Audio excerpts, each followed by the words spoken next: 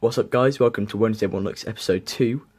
So today we'll be going through a very similar case, and I recommend that you pretty much should watch last fortnight's video, because then you will understand the concept of one looking and how you track where the centers swap and how the corners are affected. And then this will come to you really easily if you understood last week's, because it's very similar. It's pretty much the exact same concept, it just affects the cube differently. So these are for these two cases. So this is on the white layer, where two corners need to twist. So same as last week, except they need to twist in different directions.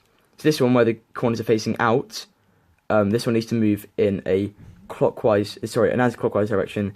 This one needs to move in a clockwise direction. This one needs to move clockwise. This one anti-clockwise. And yeah, so that's what you need to know for these cases. I'll just quickly go through how I solve them. You might use a different way to solve them, but I use these ways because it means that these both do the exact same thing to the cube, apart from the fact that these two are twisting in a different direction. So for this one, where these two corners are facing out, I do this. So kind of track what I'm doing. So like that. I know there are different ways of doing it, like that. But I think that this way is better because it affects the cube in the exact same way as this way does. And then for this way, where these two are facing forward, so this one clockwise, this one anti-clockwise, you do R2 to make it regripless.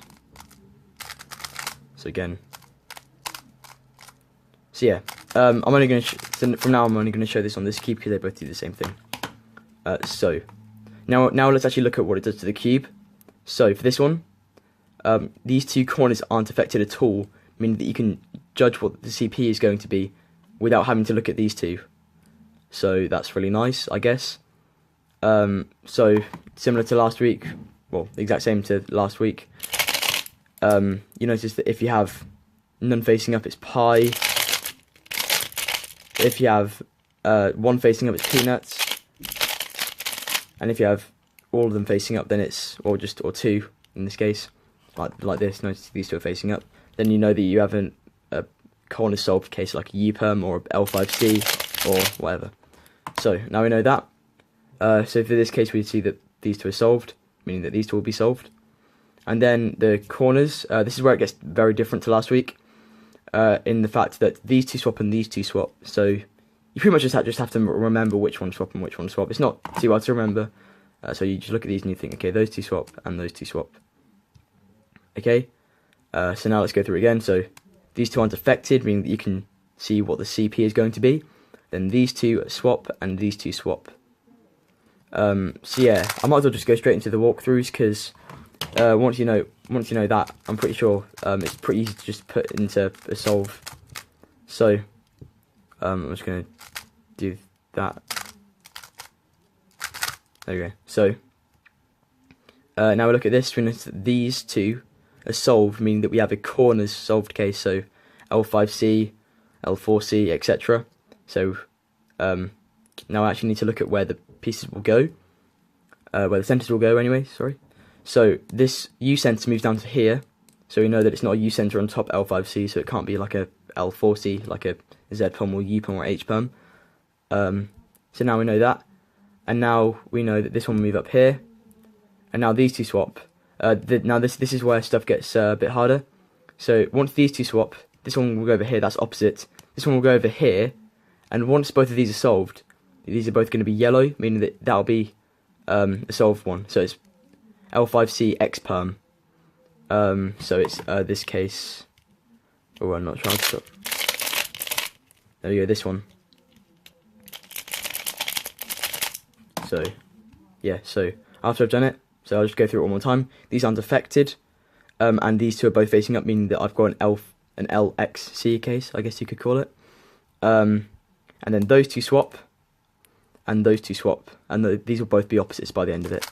So after I've done it, see, I'll get this case. Oh, that's bad. Alright, now let's go on to the fourth scramble. Oh, second scramble. Yeah, right, so for this, first thing I noticed is that it's peanut this time. That's because there's only one corner facing up. So now we already know it's peanut, and just from the way that peanut looks, that's not peanut there. Just from the way that peanut looks, I know that this will be green, okay, and that this will be green here because these two won't change, and you have to have these facing out and these two facing up. So yeah, now we know that it's peanut, and also this U center isn't affected, so we already know that it will look like that with like that corner connected to it. So that's really nice. All right, now let's look at what happens to the pieces. These two swap. That means that there's going to be an opposite center here. Okay, so currently we think it's peanut plus what perm, but let's look at what these two do. This moves to here. That's actually going to be opposite there, which means that we have peanut plus X perm, which is actually just hedge from that angle. But I'll go through it a bit slower again, so you can see. So this is peanut, so this one's facing up, which means that this one will be facing up and this one will be facing up. Okay. Now we need to see that these two swap and these two swap. Okay. So yes, and after you've done that, notice that this will be an opposite because these two swap. This will be an opposite because these two swap, and then we just do it and hedge. Right. Let's go on to the third one. Right. So now we have pi again, and these two are facing out. And with pi, you have two that are facing out this way. So because that's kind of the point of pi, because that's why it's called pi, because these two are facing forward and these two will be facing outwards like that. So you can see that from any angle. So it's face out. So now I know these two are here. That means that this one will be blue and this one will be blue after doing the alg. Okay. Now let's actually look at what happened to the centers. So this one moved down to here. That's adjacent. This one at the back is adjacent. These two will swap. Okay. And this is where stuff gets a bit tricky, but now we know that it'll be one of those cases where let's try and set this up. Okay, yeah, it'll be one of those cases where these two pi pieces there are not attached to it.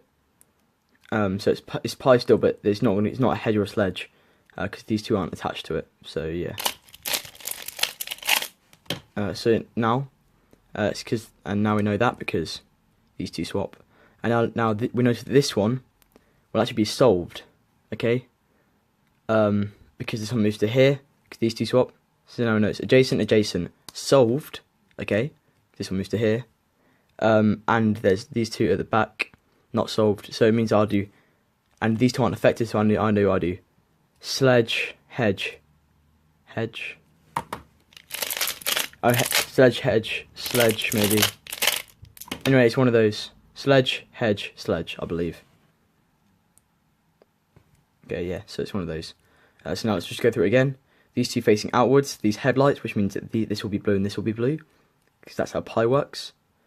And now we notice that these two will swap, but they'll both be adjacent, so now we know that one's adjacent, that one's adjacent. These two swap, this one will move over here, and it won't be attached to the two corners of pi. And this one moves to here, which is solved, meaning it's just one of those nice three sledge cases. So sledge, hedge. Right, thank you for watching. I hope this has helped you out, and hopefully you'll learn how to walnut this case. It's really not that hard, as long as you know the case that I showed the last fortnight. So yeah, thanks for watching.